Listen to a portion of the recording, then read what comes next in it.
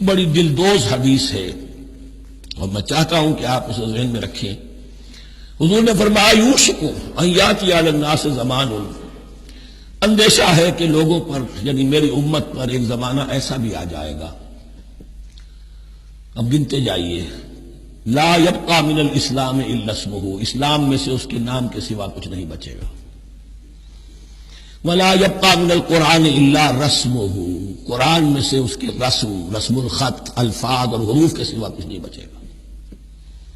اسی کی اللہ تعالی نے ضمانت دی ہے، یہ محفوظ رہے گا رسم عثمانی. مساجدہم عامرۃ، ان کی مسجدیں آباد تو بہت ہوں گی.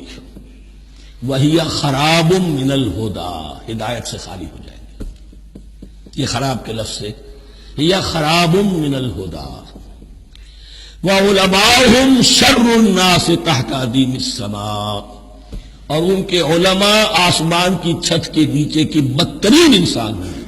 من عندہم تخرج الفتنۃ وفیہم تعود، فتنہ انہی کے اندر سے برآمد ہوگا، انہی میں گھس جائے گا. یعنی ان کا کام فتنہ انگیزی، مخالفت، جنگ و جدال، بھڑکانا، اپنے اپنے فرقے کے لوگوں کے جذبات کو بھڑکاتے رہنا اور مسلمانوں کے اندر اختلافات کو ہوا دینا، یہی ان کا کام رہ جائے گا.